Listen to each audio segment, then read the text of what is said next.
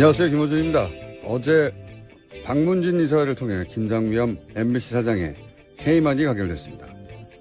김 사장은 자신의 해임안이 통과되자 공영방송 사장으로서 언론의 자유수호와 방송의 독립소임을 다하지 못하고 물러날 수밖에 없는 것에 사죄한다는 성명을 냈습니다.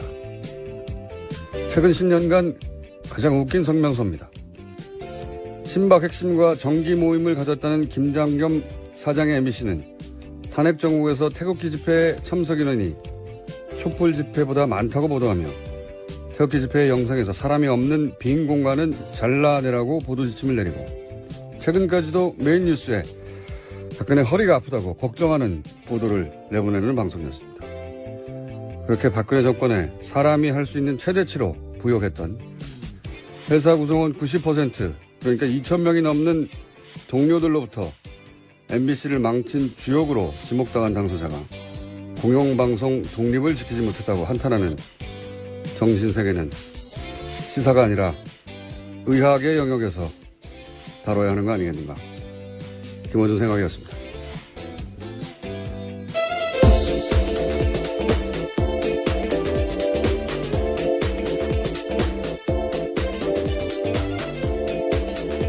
시사인의 김은지입니다. 네. MBC가 이제 노조 파업이 곧 끝나겠네요. 그죠? 네, 이제 무한도전 같은 프로그램도 다시 볼 수 있게 될 것 같습니다. 이 사안은 저희가 잠시 후에 미니로 해직 기자 한 분 연결해서 짚어보기로 하고. 자, 첫 번째 뉴스는 뭡니까? 예, 다시 또 다스입니다. 이명박 전 대통령의 아들인 이시영 씨가 다스의 핵심 납품업체를 단돈 100여만 원에 샀다라는 JTBC 보도가 있었는데요. 이시영 씨가 2015년에 만든 회사가 있습니다. 규모 11억 원의 SM이라는 회사인데요. 이 회사의 지분을 75% 이시영 씨가 가지고 있습니다. 그런데 이 회사가 지난해 다스의 핵심 납품업체인 다운을 인수했는데요. 이 회사 같은 경우에는 연매출 규모가 600억 원인데 덩치가 훨씬 큰 회사를 이시영 씨 회사가 일종의 인수한 겁니다. 이건 이제 일요신문이 처음 파기 시작했던 사안이죠, 이게. 당시 일요신문의 특종이었고, 이제 JTBC가 이제 JTBC 표현대로면 한 발 더 들어가던가요? 예.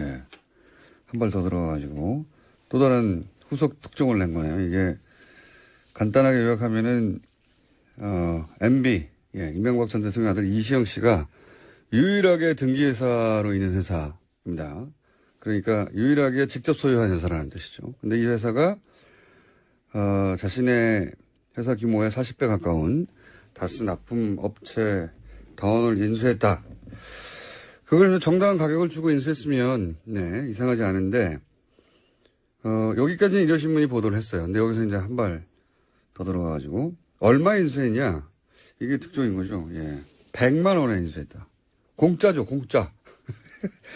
연매출액이, 600억이고, 그 다음에 현대자동차의 벤더란 말이죠.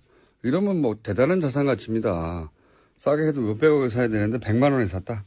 네, 굉장히 비정상적인 거래로 보일 수밖에 없습니다. 이거는 뭐 불가능한 거래죠. 제가 아는 상식에서는 이게 가능하려면 몇 가지밖에 없습니다. 하나는 그 다스 실소유주하고 이 인수된 다운 실소유주가 같거나 그럼 가능하죠. 예. 아니면은 다스 실소유주가 예를 들어서 납품업체잖아요. 그러니까 무슨 원자재를 잔뜩 샀을 수 있지 않습니까? 예를 들어서. 그런데 갑자기 거래를 끊어요. 그러면 대금 지급을 못 하잖아요. 그럼 부도 직전에 갈 수도 있지 않습니까? 그렇게 일부러 몰고 와서 먹는다든가. 아니면 뭐 장부상 안 나오는 뒷거래를 했다거나. 그 외의 경우로 생각하시는 분들은 문자 주시고, 어떤 경우에든지 간에 이렇게 하는 이유는 뭐냐면, 다스 실소유주가 다스가 아니라 이 SM이라는 회사를 통해서, 그러니까 인수합병 또는 일감 몰아주기, 그걸 통해서 재산을 승계하려는 거다.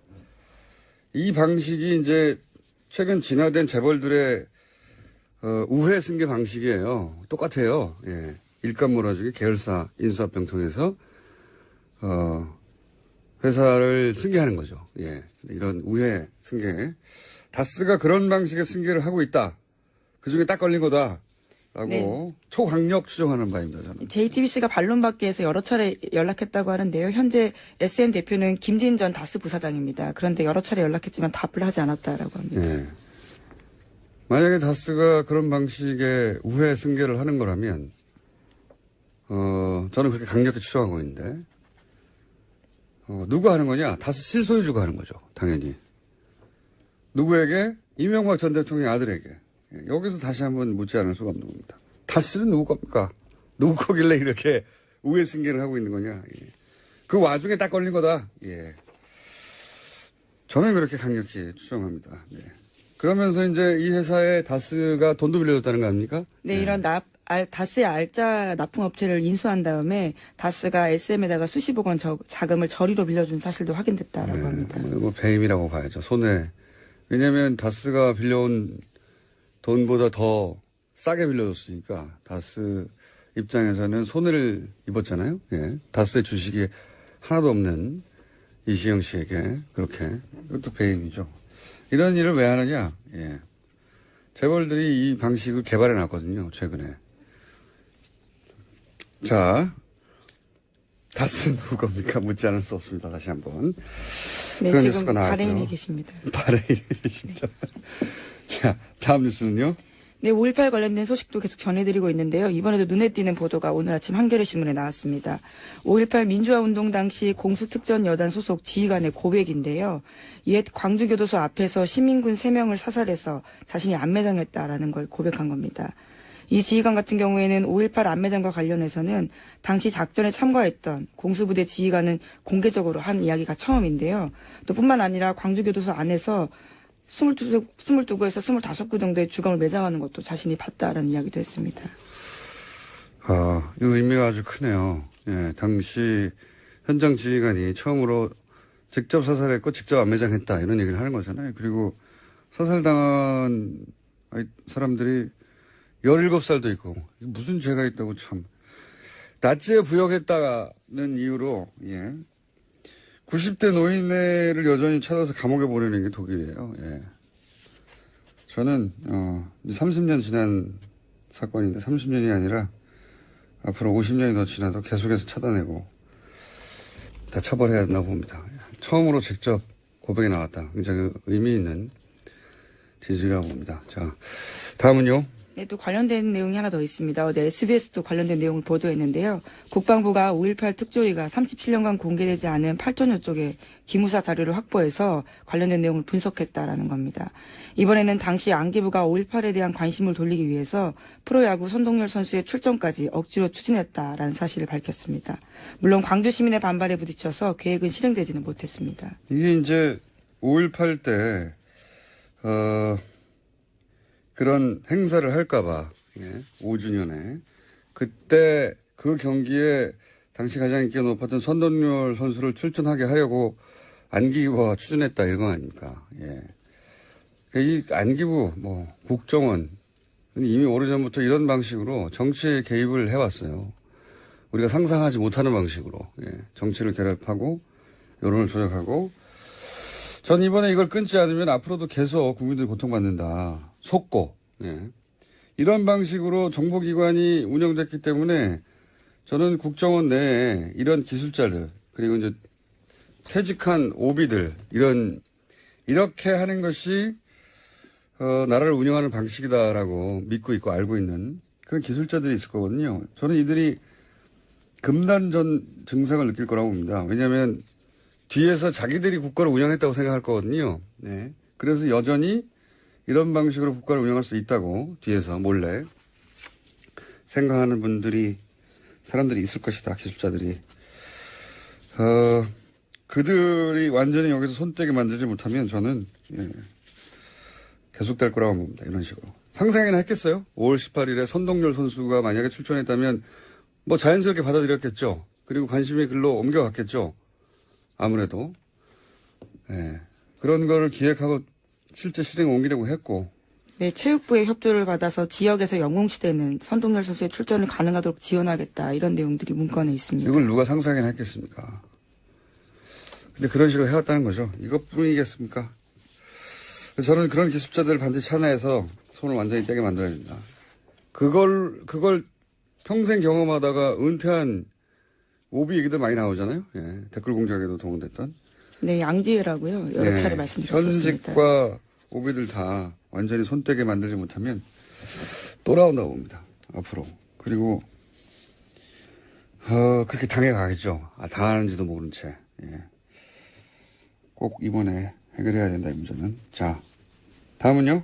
네, 어제 홍종학 중소벤처기업부 장관 후보자의 인사청문 경과 보고서가 채택되지 못했습니다. 애초에는 어제 오전 10시에 전체회의 열고요. 홍 후보자 보고서 채택할 예정이었는데 여당과 자유한국당, 국민의당 등 야당의 입장이 엇갈리면서 회의가 한 차례 정도 연기가 됐고요. 그 이후에도 계속 열리지 않다가 여당 의원들만 참석한 가운데 회의가 열렸습니다. 결국은 의결은 이루어지지 않았습니다. 이게 이제 정적수가 부족해서 안 된 거거든요. 참석을 안 하니까 정적수가 부족해가지고. 그러니까 홍종학 후보 문제는 이제 이렇게 보고서 채택을 못하게 만든 다음에 예산심의가 곧 있으니까요. 예, 그때 대통령이 임명을 할 거거든요. 그러면 이제 대통령이 임명을 야당에 동의 없이 했다고 하면서 예산심의 때 힘겨루기의 소재로 쓰려고 하는 거죠. 예. 그런 건데 요 사안은 제가 좀 자세히 청문회도 보고 세무사에도 문의했더니 확실한 결론은 이거 가지고 이제 언론들은 자꾸 양쪽 여야의 주장만 전달하는데 제가 확실하게 문의하고 확실하게 청문회를 본 결론은 일단은 불법이나 살법은 편법은 없는 거예요. 예. 실정법 위반은. 그동안 뭔가 큰 법적 하자가 있는 걸로 보이게 만들고 싶었었는데, 일단 이제 보고서 채택 단계까지 갔기 때문에, 예. 이 얘기를 좀 해보자면, 한 번만 하고 끝내야 되겠습니다, 이 얘기는. 법적 하자는 없는데, 실제로 있는 것처럼 했던 거는 없는 것으로. 두 번째, 요게 이제 쟁점이었는데, 이 사안이 어떤 사안이 이 세법이 복잡해가지고 모르시는 분들에서 정리를 하자면, 홍 후보 장모가 재산을 증여하는데 딸과 외손녀에게 각각 25%씩 준 거예요. 50%는 다른 자녀에게 주고. 그러니까 외손녀에게 홍 후보 딸이죠. 예. 홍 후보 딸에게 25%를 증여한 부분, 이 증여한 부분을 어떻게 처리했느냐 이게 쟁점이거든요. 결국은 최종적으로는. 근데 미성년자였단 말이죠. 그러니까 부모, 홍 후보죠. 부모가 증여세를 대신 내주고 그 증여세를 또 내는 방법. 이걸 써야 하는데 야당 주장에 의하면. 그런데 홍 후보는 홍 후보의 아내가 딸에게 차용증을 쓰고 빌려줍니다. 돈을. 그러니까 아버지가 돈을 대신 혹은 엄마가 대신 내주고 그다음에 그 부분에 대해서 증여세를 또 내지 않고 차용증을 쓰고 빌려준다 이거죠. 그러고 나서 딸이 물려받은 부동산에서 나오는 수입으로 엄마한테 갚아라. 이렇게 차용증을 쓴 거예요.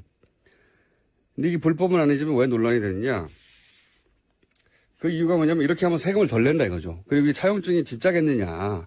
결국은 이런 식으로 눈속임하고 부자 대물림 비판했는데 세금을 덜 내려고 잔머리를 굴렸다. 이거거든요. 예. 그러니까 차용증이 요식행위라 이거죠. 세금을 덜 내려고 꼼수를 부렸다. 실제 그런 경우가 있기 때문에 그런 의심을 산 거죠. 그러면 사실은 딱 언론들이 두 가지만 따지면 답이 나와요. 이걸 안 했기 때문에 이 논란이 계속 지속된 겁니다. 혹은 했는데 이게 이제 여당 편을 든다고 그럴까봐 했는데도 보도를 안 했거나 이게 요식행위가 아닌 건 밝혀졌어요. 첫 번째. 요식행위인지 따져보면 되잖아요. 요식행위가 아닌 것이 기본적으로 모든 세금과 원천징수를 다 했어요. 예.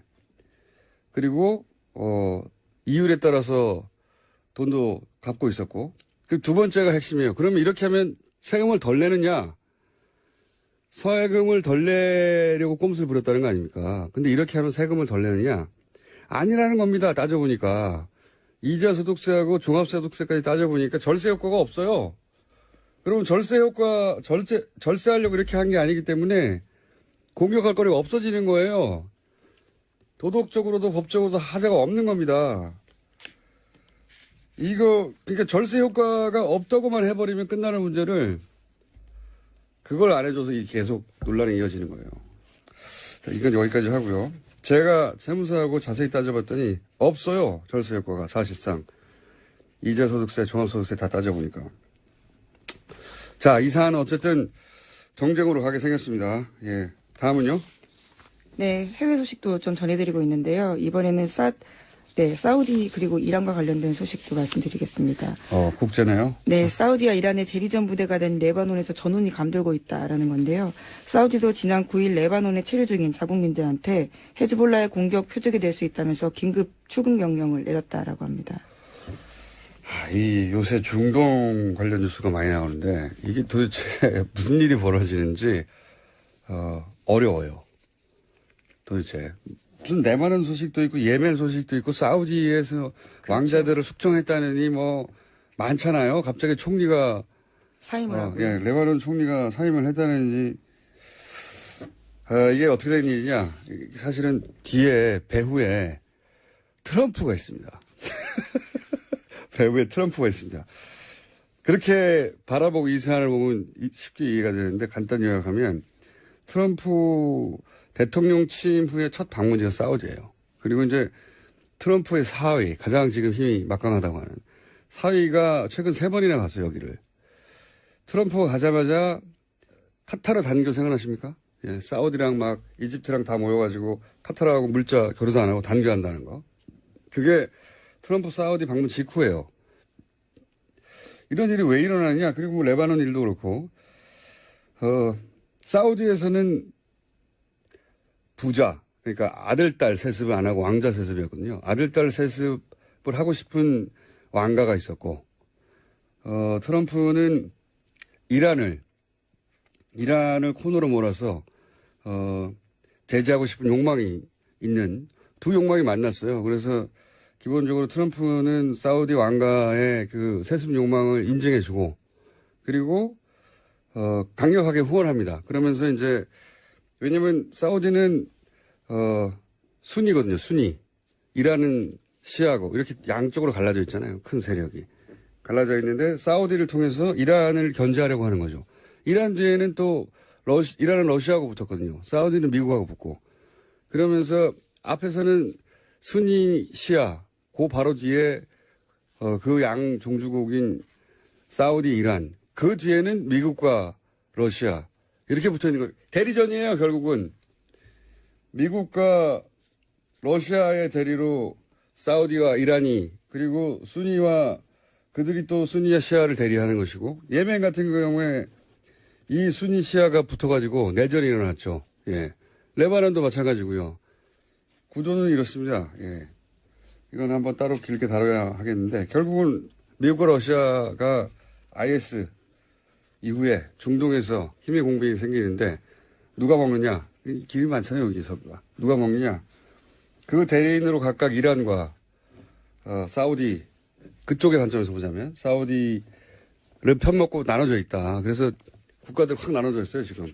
중동의 국가들이. 이란과 사우디는 각각 또 각 종파의 종주국으로서 이제 대결하는 것이고, 그 대리전들이 뭐 예멘이니 레바논이니 이런 데서 일어나는 거고요. 트럼프가 이란 핵 협정 파기한 것도 이런 배경이에요. 예. 이란은 사실 핵 협정을 다 지켰거든요. 네. 다 지켰는데도 이란을 나쁜 놈으로 만들어서 이제 경제 제재에서 중동에서 영향력을 약화시키려는 거죠. 예. 저는 최근에 그 미국 외교지의 소식들은 북핵이 아니라 이 뉴스로 도배됐어요, 다. 트럼프로 인해서 중동에서 다시 한번 큰 전쟁이 일어날 수 있다. 이런 뉴스로. 여기까지 하고요. 이거 웃기는 건 근데 이란은 대통령 선거로 선출했습니다. 그나마. 사우디는 왕정국가예요. 완전히. 예. 빈라덴, 알케이다, IS 다 순위파입니다. 그러니까 미국 입장에서는 사실은 이란 편을 들어야 되는 게 맞는 것 같은데 전혀 아니죠. 예. 여긴 여기까지 하고 이건 저희가 국제뉴스에 따로 한번 다뤄보겠습니다. MBC. 네, MBC 관련해서요. 네. 예, MBC 관련해서 아까 시작할 때 공장장이 이야기를 좀 했었는데요. 어제 MBC 방문진 이사회 열렸습니다. 거기서 김상경 MBC 사장에 대한 해임안이 의결됐습니다. 자, 저희가 해직 기자 한번 연결할 텐데, MBC가 많이 망가졌죠. 제가 2007년에 SBS에서 2007년까지, 예. 몇 가지냐면, 이명박 전 대통령 당선되자마자 그 다음 주에 잘렸기 때문에, 2007년까지 SBS에서 라디오를 몇 년간 했었는데, 그때 SBS 라디오 PD들이 했던 얘기가 있습니다. MBC 라디오는 이길 수가 없다고. 당시까지만 하더라도 전체 라디오 시장 절반 정도를 MBC가 점유하고 있었어요. 절대 이길 수 없다고 그랬거든요. 나머지 50%를 나머지 방송국들이 나눠 가지고 있었는데 지금 MBC가 얼마나 망가졌냐면 TBS에도 안 됩니다. 물론 TBS는 눈부시게 성장했죠. 그 사이에. 하지만 MBC가 보이지 않는다 이제. 그렇게 철저히 망가졌어요. 예. 자, 박성재 MBC 해직 기자 연결해 보겠습니다. 안녕하세요. 네, 안녕하십니까. 네. 해고된 지 얼마나 되셨습니까? 5년 6개월 정도 됐습니다. 네, 굉장히 오랫동안 무직으로 계셨군요. 아니, 다른 방송국에 들어가지 않고 왜 계속 해고된 상태로 계셨어요?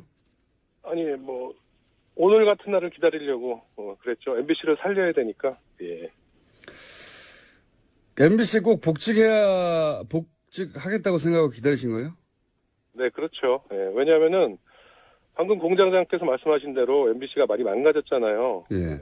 그래서, 이거를 제대로 돌려놓지 않으면, 저는, 무덤에도 눈을 못 감을 것 같다, 이런 생각을 하고 있었습니다. 왜 고등법원에서, 판결이 확정됐잖아요. 복직할 수 있도록 길이 열린 거 아닙니까? 그죠? 네, 그렇습니다. 예. 그런데 그때, 복직하지 않고, 네. 대법원 판결까지 가겠다고 했었어요. 그때 왜 그러셨습니까? 아니, 근데 그거는, 예. 대법원이 이제 회사가 상고를 했어요, 대법원에. 그렇죠. 그래서 이제 그런 거고, 정권이 바뀌고, 이제 복직할 수 있는 혹시 분위기가 조성되더라도, 예. 대법원 판결을 기다려서 정확하게 판례를 남기겠다. 말하자면 공정방송을 위해서 싸우는 행위가 예. 불법이 아니고, 아주 정당한 행위라는 그 판례를 남겨야 한다는 그런 소신들 때문에 저희 해직 언론인들이 대법원 판결을 기다리겠다라고 얘기한 겁니다. 그렇군요. 김장견 체제 하에서는 복직하지 않겠다 뭐 이런 의미도 있는 겁니까? 그렇죠. 예. 왜냐하면 또 복직해봤자 김장겸 체제 밑에서는 저희가 인사권이 없기 때문에 아무것도 할 수 없지 않습니까? 예. 또 물론 밖에서 싸우고 있지만 들어가서도 싸워야 되는 상황이기 때문에 오히려 밖에서 싸우는 게 더 유리하지 않을까 저는 그렇게 봤습니다. 그래서 대법원 판결을 굳이 받겠다고 하셨는데 그런데 이제 지금 새로운 사장이 만약에 취임해서 복직하라 이렇게 인사명령을 내리면요? 그게 좀 고민이에요, 저희도. 그래서 대법원 판결까지 기다려야 한다고 했는데 아니 근데 대법관님들이 네. 이 친구들 어차피 복직할 거니까 판결 안 해도 되지 않나? 이렇게 생각하실 수 있을 것 같아서. 예. 그 너무 유리하게 생각하시는 거 아니에요? 대법원 판결이 한 2년, 3년 걸릴 수도 있습니다. 아니 벌써 2년이 넘었어요. 지금 20 나온. 그렇죠. 예. 예, 그래가지고 일단 복직하라 그러면 못 이기는 척하고 복직을 못 이기는 척하고. 근데 이제 방금도 말씀하셨는데 MBC가 이제 독특한 문화가 있습니다. 보면 해직 상태에서 5년간 반드시 MBC로 돌아가겠다고 하는 경우도 그렇게 사실 흔한 경우가 아니고. 네. MBC 노조 파업 현장에서 이 김장겸 MBC 사장 회의만 들리니까 막 눈물을 흘리고 그러던데. 네, 어제 저도 그 자리에 있었습니다. 네. 그렇게까지입니까? 다른 직장 갈 수도 있잖아요. 저도 사실 제안을 안 받은 건 아닙니다. 네. 그런데 어쨌든 저희들 심정을 생각해 보면은 아까 공장장님께서 말씀하셨듯이 최고의 방송이었던 시대를 보냈다가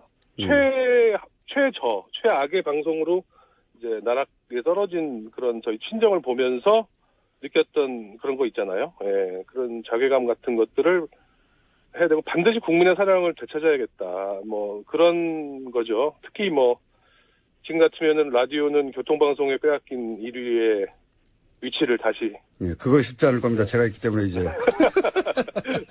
TV도 JTBC에게 모든 사랑을 다 빼앗겼는데 그거를 이제 하나씩 다시 되찾아와야 된다, 국민의 사랑을. 저희는 그렇게 생각하고 있습니다. 지금 10대 혹은 20대 초반은 MBC가 그렇게 뭐랄까요, 잘 나갔었는지 잘 모를 거예요. 예. 네, 그런 것 같더라고요. MBC 뉴스나 시사방송이 대단했죠, 과거에는. 예. 일단 MBC라고 부르지를 않으세요, 젊은 분들은. 이렇게 부르죠. 예, 이렇게. 자, 간단하게 9년간 그러면 어떻게 망쳐왔는지 요약하자면요. 네. 지금 김장겸 사장은 그 이명박 정권 때부터 정치부장, 보도본부장, 보도국장, 보도본부장, 그리고 사장, 이 9년 동안 이 과정을 거쳐온 거예요. 그런데 김장겸 사장이 잘 나가면 잘 나갈수록 MBC 뉴스와 시사 프로그램은 정반비례로 무너졌어요. 이분이 제가 볼 때 어저께 성명도 냈는데 억울하다, 언론 탄압이다. 저는 정치적인 야욕이 있다고 봅니다. 그리고 자신의 정치적인 야욕을 위해서 MBC 뉴스와 시사 프로그램을 희생시킨 거죠. 그 공영방송 사장들이 사장만 딱 하고 자기는 인생을 정리하겠다라고 생각하면 아무 문제가 없는데 사장 끝난 다음에 꼭 뭘 더 하려고 그래요.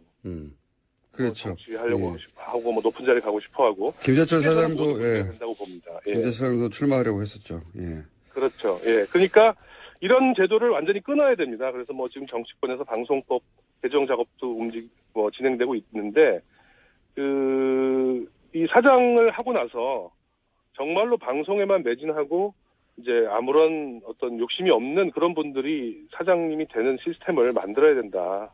저는 그게 가장 중요하다고 지금 생각하고 있습니다. 아직 파업이 초래된 건 아니니까. 네. 파업이 공식적으로 초래되고 나면 저희가 MBC 노조에서도 사람을 모시고 또 기자님도 직접 스튜디오에 모시고 얘기를 좀 자세히 하고 싶은데 오늘은 미니니까 한 가지만 더 여쭤볼게요. 네. 그 5년 넘게 6년 가까이 복직을 기다렸는데, 예. 네. 복직을 하게 되면 뭘 제일 먼저 하고 싶으세요? 사장? 아니, 제가 아까 말씀드렸듯이 예. 국민들의 사랑을 되찾아오고 JTBC하고 교통방송하고 경쟁할 수 있는, 선의의 경쟁을 할 수 있는 빨리 그런 뉴스와 시사 프로그램을 만들기 위해서 제가 밑바닥부터 다시 일을 하고 싶습니다. 네. 더 이상은 욕심이 없습니다, 저도. 그걸 정말 하고 싶으셨나 봐요. 그러니까 6년간이나 기다렸죠. 그럼요. 모든 우리 MBC 언론인들은 똑같아요. 네. 국민들의 품으로 다시 이게 자꾸 이런 말을 하면은, 저 양반들 이렇게 맨날 무슨, 그렇게 얘기를 하는데, 정말로 마음이 그렇게 생각하고 있다고 저는 강조하고 싶습니다. 그렇게 간절합니까? 네. 네. 왜냐면은 뺏겼기 때문에요. 저희가 뺏겼기 때문에 되찾으려고 하는 거죠, 사랑을. 예. 본인들이 하다가 망가졌으면 우리 실력이 다 하겠는데, 그게 아니라 강제로 쫓겨나고 그 사이에 본인들이 만들었던 그 어떤 그 성과가 다 무너진 거를 보고 나서 다시 되돌리고 싶다는. 그렇죠. 사실 저희 책임도 있죠. 저희가 제대로 싸우지 못하고 제대로 저항하지 못한 책임도 있는데 또 너무나 저희가 나름대로 잘했던 방송이었기 때문에 저 양반들 저희를 이렇게 죽이려고 장악하려고 했던 거 아니겠습니까? 그렇죠. 국정원 문건 같은 데서 다 드러났기 때문에 국민들이 많이 이해를 해주시고 계시다고 저는 생각하고요. 이제는 정말로 다시 돌아가는 그런 그 방송이 돼야 된다. 옛날로. 그래서 그런 고민들이 이제 지금부터 시작될 것 같아요. 저희 언론인들은, MBC 언론인들은. 예. 알겠습니다. 다음에 다 스튜디오 직접 모시고요. 예. 한 가지만 말씀드리면 아침 시사는 안 된다는 거 MBC 돌아오셔도. 오늘 여기까지 듣겠습니다. 감사합니다. 감사합니다. 예. 박성재 MBC 해직 기자였고요. 예. 어제 박문진 이사에서 어떤 일이 있었는지 제가 짧게 클립 들려드리고 그 사이에 김은지 기자는 인사하겠습니다. 예. 수고하셨습니다. 네, 감사합니다. 권력에 의해서 경영진이 바뀐다면 권력에 대한 견제라고 하는 것은 심각하게 유린될 수밖에 없고 또 붕괴되는 것입니다. 정권 비판을 어떻게 하느냐? 정권 비판을 그래서 잘했습니까, MBC가 그동안에? 그 전에 그 편파적인 보도에 대해서는 일체 얘기하지 않고 과거 여러분이 선임한 보도본부장 중에 심지어 여기 와가지고 정권을 비판하는 것이 언론의 사명이 아니다 라고 생각하는 본부장도 있었습니다. 그런 상황도 그냥 방치한 사람이 지금 와가지고 정권이 바뀌니까 사장을 바뀌는 게 말이 안 된다? 이번에는 당시 안기부가 5.18에 대한 관심을 돌리기 위해서 프로야구 선동열 선수의 출전까지 억지로 추진했다라는 사실을 밝혔습니다. 물론 광주 시민의 반발에 부딪혀서 계획은 실행되지는 못했습니다. 이게 이제 5.18 때 그런 행사를 할까봐 5주년에 그때 그 경기에 당시 가장 인기가 높았던 선동열 선수를 출전하게 하려고 안기부가 추진했다 이런 거 아닙니까? 예. 이 안기부, 국정원 이미 오래전부터 이런 방식으로 정치에 개입을 해왔어요. 우리가 상상하지 못하는 방식으로 정치를 결합하고 여론을 조작하고. 전 이번에 이걸 끊지 않으면 앞으로도 계속 국민들이 고통받는다. 속고 이런 방식으로 정보기관이 운영됐기 때문에 저는 국정원 내에 이런 기술자들 그리고 이제 퇴직한 오비들 이렇게 하는 것이 나라를 운영하는 방식이다라고 믿고 있고 알고 있는 그런 기술자들이 있을 거거든요. 저는 이들이 금단전 증상을 느낄 거라고 봅니다. 왜냐하면 뒤에서 자기들이 국가를 운영했다고 생각할 거거든요. 네. 그래서 여전히 이런 방식으로 국가를 운영할 수 있다고 뒤에서 몰래 생각하는 사람들이 있을 것이다. 기술자들이. 그들이 완전히 여기서 손떼게 만들지 못하면 저는 계속될 거라고 봅니다. 이런 식으로. 상상이나 했겠어요? 5월 18일에 선동열 선수가 만약에 출전했다면 자연스럽게 받아들였겠죠. 그리고 관심이 글로 옮겨갔겠죠. 아무래도. 그런 거를 기획하고 실제 실행에 옮기려고 했고.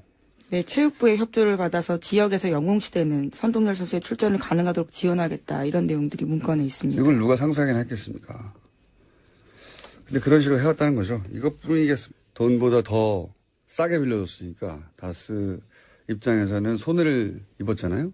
다스의 주식이 하나도 없는 이시영 씨에게 그렇게. 이것도 배임이죠. 이런 일을 왜 하느냐.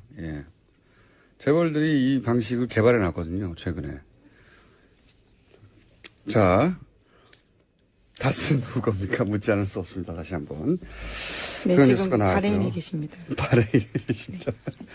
자, 다음 뉴스는요. 네, 5.18 관련된 소식도 계속 전해드리고 있는데요. 이번에도 눈에 띄는 보도가 오늘 아침 한겨레신문에 나왔습니다. 5.18 민주화운동 당시 공수특전여단 소속 지휘관의 고백인데요. 이에 광주교도소 앞에서 시민군 3명을 사살해서 자신이 안매장했다라는 걸 고백한 겁니다. 이 지휘관 같은 경우에는 5.18 안매장과 관련해서는 당시 작전에 참가했던 공수부대 지휘관은 공개적으로 한 이야기가 처음인데요. 또 뿐만 아니라 광주교도소 안에서 22구에서 25구 정도의 주검을 매장하는 것도 자신이 봤다라는 이야기도 했습니다. 이 의미가 아주 크네요. 당시 현장 지휘관이 처음으로 직접 사살했고 직접 안매장했다 이런 얘기를 하는 거잖아요. 그리고 사살당한 사람들이 17살도 있고 무슨 죄가 있다고 참. 나치에 부역했다는 이유로 90대 노인네를 여전히 찾아서 감옥에 보내는 게 독일이에요. 저는 30년 지난 사건인데 30년이 아니라 앞으로 50년이 더 지나도 계속해서 찾아내고 다 처벌해야 한다고 봅니다. 처음으로 직접 고백이 나왔다. 굉장히 의미 있는 지지라고 봅니다. 자, 다음은요. 네, 또 관련된 내용이 하나 더 있습니다. 어제 SBS도 관련된 내용을 보도했는데요. 국방부가 5.18 특조위가 37년간 공개되지 않은 8천여 쪽의 기무사 자료를 확보해서 관련된 내용을 분석했다라는 겁니다. 쓸 수 있지 않습니까? 예를 들어서. 그런데 갑자기 거래를 끊어요.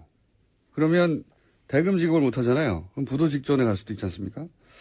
그렇게 일부러 몰고 와서 먹는다든가. 아니면 장부상 안 나오는 뒷거래를 했다거나. 그 외의 경우로 생각하시는 분들은 문자 주시고 어떤 경우에든지 간에 이렇게 하는 이유는 뭐냐면 다스 실 소유주가 다스가 아니라 이 SM이라는 회사를 통해서 그러니까 인수합병 또는 일감 몰아주기 그걸 통해서 재산을 승계하려는 거다. 이 방식이 이제 최근 진화된 재벌들의 우회 승계 방식이에요. 똑같아요. 일감 몰아주기 계열사 인수합병 통해서 회사를 승계하는 거죠. 이런 우회 승계. 다스가 그런 방식의 승계를 하고 있다.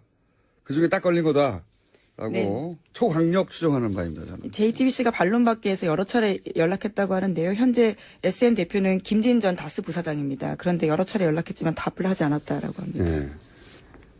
만약에 다스가 그런 방식의 우회 승계를 하는 거라면, 저는 그렇게 강력히 추정하고 있는데, 누가 하는 거냐? 다스 실소유주가 하는 거죠. 당연히. 누구에게? 이명박 전 대통령의 아들에게. 예, 여기서 다시 한번 묻지 않을 수가 없는 겁니다. 다스는 누구 겁니까? 누구 거길래 이렇게 우회 승계를 하고 있는 거냐? 예. 그 와중에 딱 걸린 거다. 예. 저는 그렇게 강력히 추정합니다. 네. 그러면서 이제 이 회사에 다스가 돈도 빌려줬다는 거 아닙니까? 네, 이런 다스의 알짜 납품업체를 인수한 다음에 다스가 SM에다가 수십억 원 자금을 저리로 빌려준 사실도 확인됐다라고 합니다. 뭐 배임이라고 봐야죠. 손해. 왜냐하면 다스가 빌려온. 안녕하세요, 김호준입니다. 어제 박문진 이사회를 통해 김장겸 MBC 사장의 해임안이 가결됐습니다.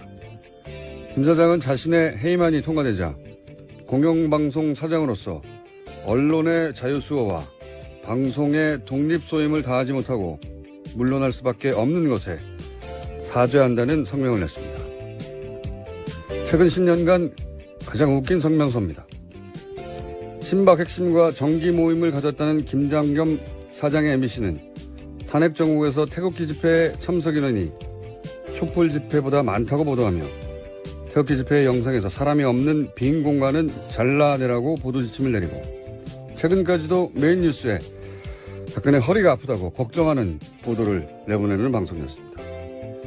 그렇게 박근혜 정권에 사람이 할 수 있는 최대치로 부역했던 회사 구성원 90% 그러니까 2,000명이 넘는 동료들로부터 MBC를 망친 주역으로 지목당한 당사자가 공영방송 독립을 지키지 못했다고 한탄하는 정신세계는 시사가 아니라 의학의 영역에서 다뤄야 하는 거 아니겠는가. 김호준 생각이었습니다.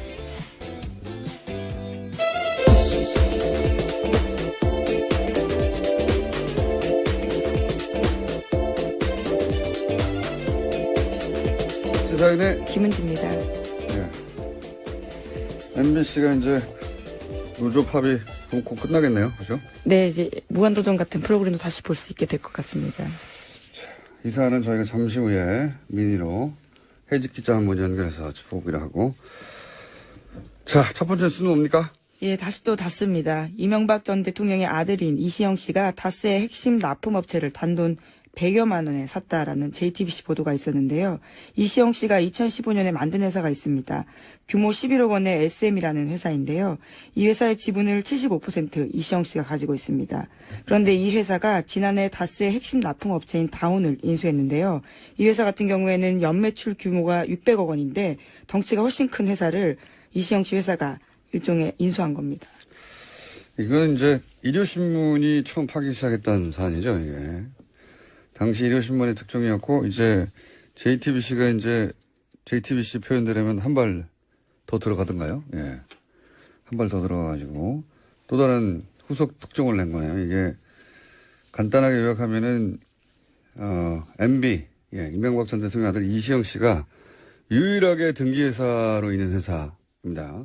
그러니까 유일하게 직접 소유한 회사라는 뜻이죠. 근데 이 회사가, 자신의 회사 규모의 40배 가까운 다스 납품 업체 다원을 인수했다.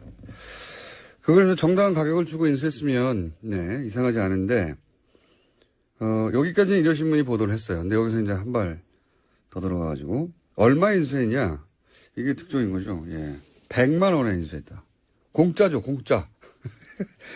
연매출액이, 600억이고, 그 다음에 현대자동차의 벤더란 말이죠. 이러면 뭐 대단한 자산 가치입니다. 싸게 해도 몇백억을 사야 되는데 100만 원에 샀다. 네, 굉장히 비정상적인 거래로 보일 수밖에 없습니다. 이거는 뭐 불가능한 거래죠. 제가 아는 상식에서는 이게 가능하려면 몇 가지밖에 없습니다. 하나는 그 다스 실소유주하고 이 인수된 다온 실소유주가 같거나 그럼 가능하죠. 예. 아니면은 다스 실소유주가 예를 들어서 납품업체잖아요. 그러니까 무슨 원자재를 잔뜩 샀